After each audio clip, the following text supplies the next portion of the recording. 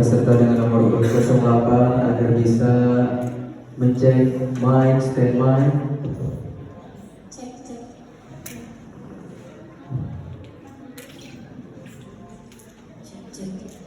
Cek. Baik, hadirin yang berbahagia, inilah penampilan dari peserta dengan nomor urut 08. Selamat menyaksikan. Bismillahirrahmanirrahim. Sebelum aksara merangkai makna, izinkan kami menyapa dengan salam. Assalamualaikum warahmatullahi wabarakatuh. Alhamdulillahi rabbil alamin. Nahmaduhu wa nasta'inuhu wa nastaghfiruh wa na'udzu billahi min syururi anfusina. Asyhadu an la ilaha illallah wahdahu la syarika lah wa asyhadu anna sayyidina Muhammadan abduhu wa rasuluh wa ala alihi wa sahbihi ajma'in. Amma ba'du. Dewan Hakim yang arif dan bijaksana, pemuda-pemudi harapan bangsa yang kami banggakan. Di era modern saat ini, kemajuan teknologi berkembang begitu pesat. Informasi dapat diperoleh hanya dalam hitungan detik melalui genggaman tangan. Namun sangat disayangkan, kemudahan tersebut tidak selalu diiringi dengan meningkatnya minat membaca dan budaya literasi masyarakat, khususnya generasi muda. Banyak di antara kita yang lebih gemar melihat media sosial daripada membuka lembaran ilmu pengetahuan. Padahal bangsa yang maju tidak akan terwujud tanpa adanya budaya literasi yang kuat. Karena dengan membaca, seseorang dapat membuka cakrawala dunia, menambah wawasan, memperluas pola pikir, serta membangun karakter dan peradaban yang mulia. Najwa Shihab, presenter dari acara populer Mata Najwa, seorang duta baca Indonesia, pernah berkata, membaca ialah upaya merengkuh makna, ikhtiar untuk memahami alam semesta. Itulah mengapa buku disebut jendela dunia yang merangsang pikiran agar terus terbuka. Hal ini didukung oleh ungkapan Joseph Brodsky, seorang penyair pemenang penghargaan novel sastra tahun 1987. Menurutnya, ada kejahatan yang lebih kejam daripada membakar buku, yaitu tidak membacanya. Oleh sebab itu, jika ingin memiliki generasi bangsa yang maju dan tak mudah dibohongi bangsa lain, kita harus meningkatkan literasi. Mulai membaca buku fiksi, non-fiksi, menggali potensi diri, meraih prestasi, menjadi pemuda-pemudi berkualitas dan cerdas, sebagaimana yang dicontohkan baginda Nabi Muhammad SAW. Berangkat dari hal tersebut, hadirlah kami bertiga akan menyampaikan sebuah syarahan yang berjudul Peningkatan Literasi untuk mewujudkan generasi berprestasi dengan landasan normatif. Quran Surah Al-Alaq ayat 1 sampai 5. أعوذ بالله من الشيطان الرجيم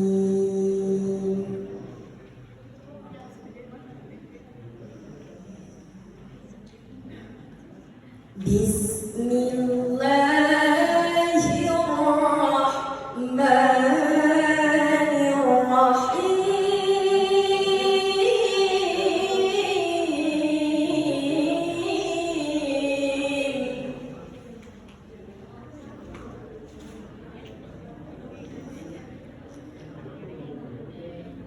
اقرأ باسم ربك الذي خلق خلق الإنسان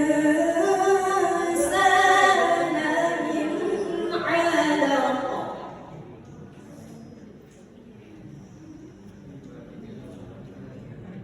اقرأ وربك الأكرم الذي علم بالقلم علم الإنسان ما لم يعلم. Aku berlindung kepada Allah dari godaan syaitan yang terkutuk dengan menyebut asma Allah yang Maha Pengasih lagi Maha Penyayang. Bacalah dengan menyebut nama Tuhanmu yang menciptakan. Dia menciptakan manusia dari segumpal darah.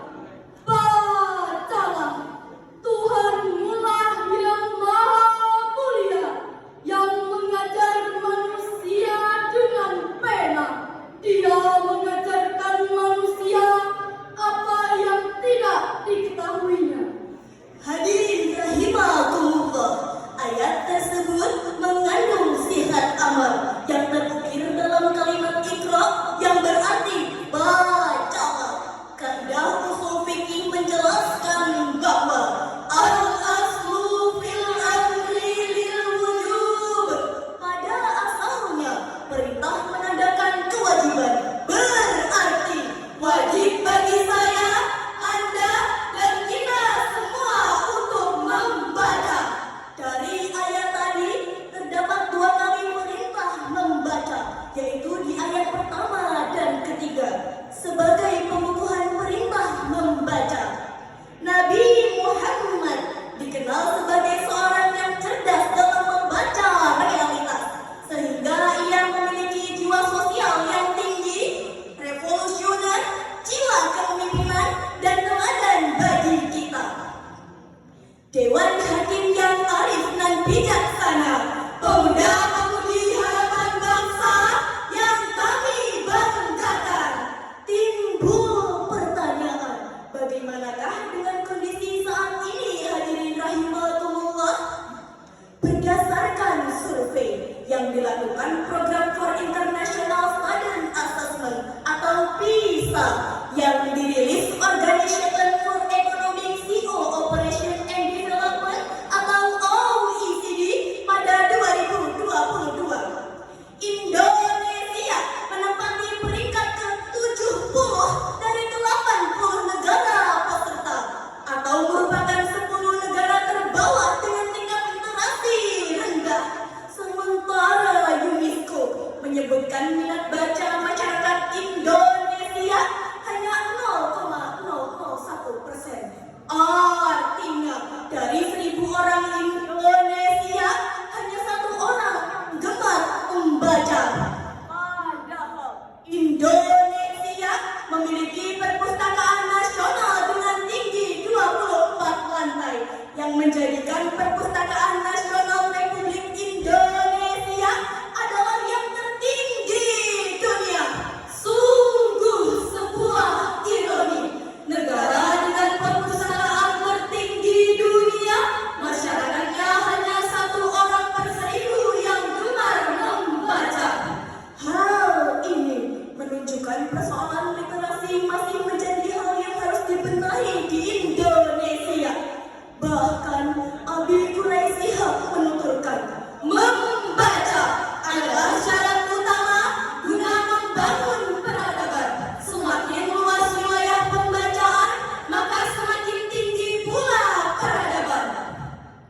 Begitu pula sebaliknya, Dewan Hakim yang arif dan bijaksana, pemuda-pemudi harapan bangsa yang kami banggakan. Jika permasalahan ini tidak segera dibenahi,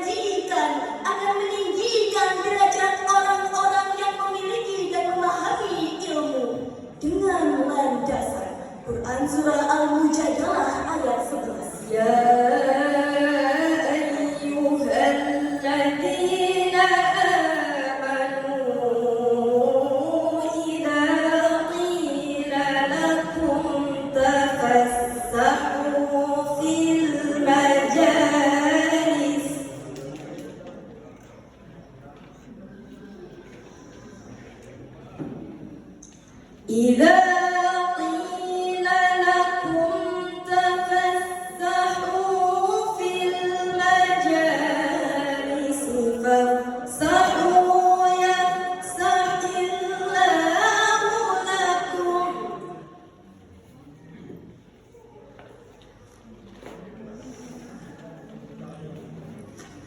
وإذا قيل انشزوا فانشزوا يرفع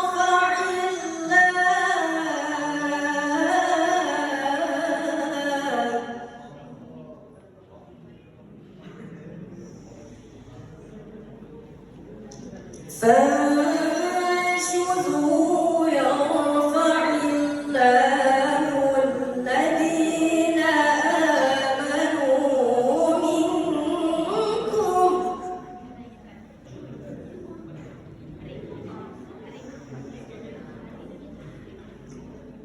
الذين آمنوا منكم والذين أوتوا العلم درجات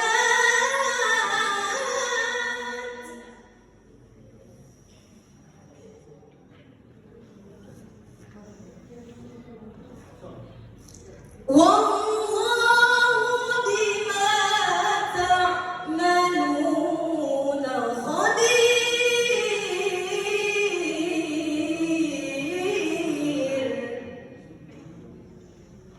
والله بما تعملون خبير